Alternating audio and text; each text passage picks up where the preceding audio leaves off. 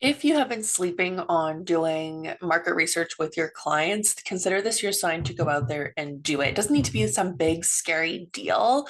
You can put up questions on your Instagram story, you can send out a Google form, whatever it is, but start asking questions because the insights that you're going to get from that are going to be eye-opening and really help you make decisions that make sense for your business. I'm bringing this up because this morning I sent out a survey to everyone who is currently a client of mine. I have a variety of programs depending on how long you've been in business, what kind of support that you need. And I sent them out a survey because I wanted to figure out what kind of language that they were using so that I could then use that language specifically in my copy.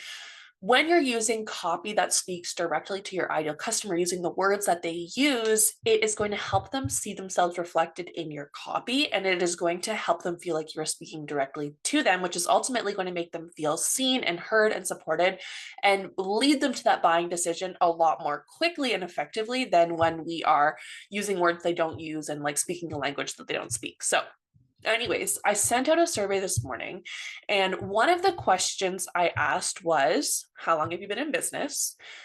And most of the people said 1 to 3 years. In fact, 92% of people who replied to the survey said they've been in business for 1 to 3 years. And the next question was, what do you call yourself? And this is what we're going to talk about today because so many of you are scared to call yourself an entrepreneur. And I find this fascinating. Out of everyone who replied to this survey, 60% of people said that they call themselves a small business owner and can do this with confidence. But very few people, only 6 people, said they would call themselves an entrepreneur. Small business owner is so much of a less scary word, it seems, than calling yourself an entrepreneur, which is so interesting because they mean the same thing. An entrepreneur is someone who has started a small business. It is someone who is out here making money, spending money, putting it all out on the line in order to grow your small business. If you are a small business owner, you are by extension an entrepreneur. But there is some deeply rooted fear, likely imposter syndrome, that's holding you back from using that word. Even more interestingly, only one person who replied to the survey said that she would call herself the CEO. And this one I understand more. Calling yourself a CEO does come with a certain weight. It comes with a certain assumption that you might not be comfortable taking on. Even my husband, when we were filling out our mortgage application for this house when we moved back to Ontario, I was using my small business, it's incorporated, so my corporation, as my proof of income. And I submitted my T4s and all of this so that we would be approved for the mortgage.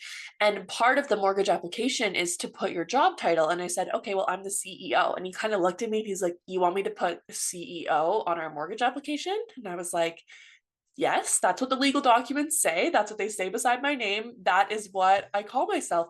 And in reality, you are allowed to call yourself whatever you want in your business. There are no rules. You are the rule maker. You are the business owner. You get to decide. But there is some sort of thing mentally that feels so heavy and scary about calling yourself a CEO. And it's likely because you have this image in your mind about what that means and you don't feel like you fit it. And the same sort of thing comes along with an entrepreneur.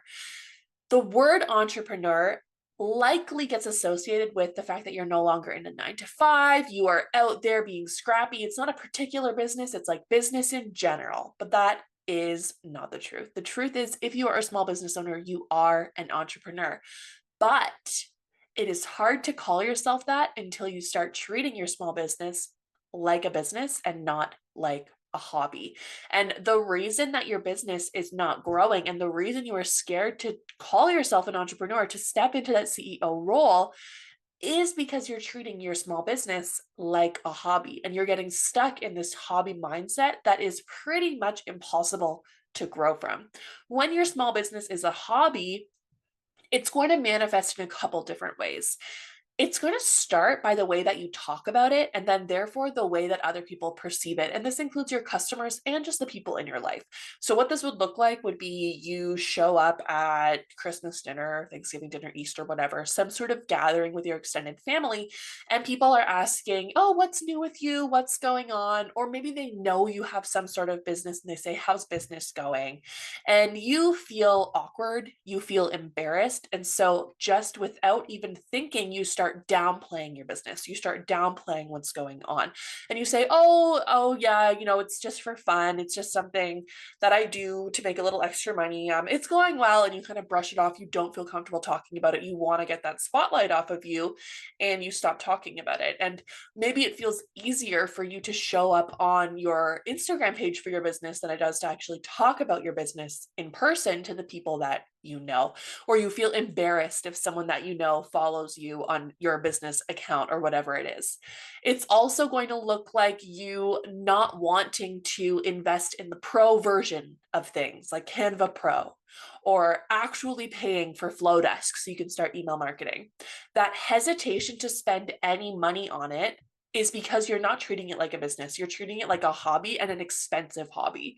And that is not going to get you very far. When you start treating your business like a business and you know that money is going to be coming in and out fluidly, that's when you're going to be able to actually start seeing the growth. Getting comfortable with separating how you're doing your finances in your business and knowing that, yes, some of it is going to come to you as the business owner, as the person who is executing the service, whatever it is. But other parts of that needs to be set aside for taxes, need to be reinvested back into the company. And the sooner that you're able to start seeing money as what it is, a tool in your business, not the entire purpose and the entire fixation of your business, the more that you're going to be able to move past the hobby phase and into the true small business phase of your business.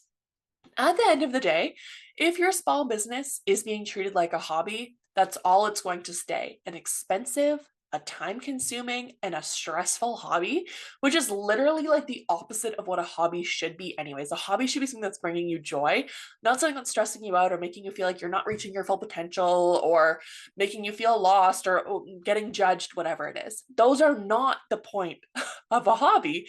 And your small business is not a hobby. And we want to move away from that as much as possible. So, some steps you can start taking to treat your business like a business and not like a hobby is to own that entrepreneur title. Start telling people, either confidently say, oh, I'm a small business owner. I do X, Y, and Z for these specific types of people, so that, perfect your elevator pitch, say it over and over and over and over and over again to anyone who will listen until you feel comfortable doing it, which will take you longer than you think.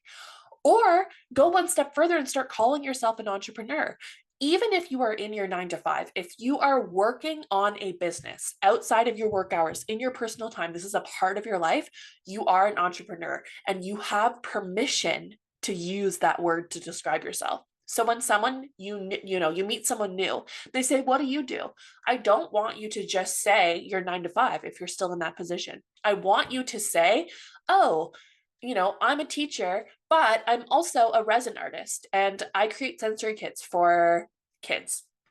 Whatever it is that you are doing, you're going to start weighing that equally in your mind to your 9 to 5.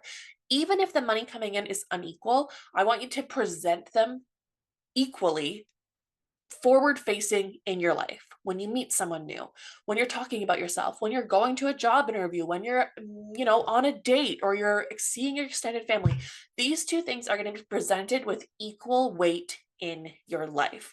The more space that you give the entrepreneurial side of you, the more space that you are giving your small business in your life, the more space you're allowing it to grow. You cannot expect something that you belittle and that you're constantly squishing down and that you're hiding and that you're stifling to grow and flourish. It's just not possible. You need to give your small business the power and the space in your life to truly grow in order to see the results that you want. It's not enough to be quietly wishing for it and to expect that one day you're going to wake up and be like, okay, this is it. I'm an entrepreneur now.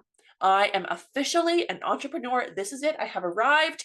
Whatever it is in your mind that you think you need to achieve before you can start claiming your title as an entrepreneur, as a small business owner, as the CEO, it is fabricated by you.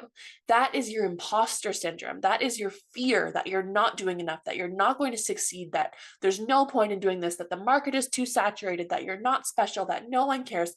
All of that false narrative that you have been feeding yourself, that is what is making the decision to not call yourself what you are, which is a small business owner, which is an entrepreneur, which is the CEO.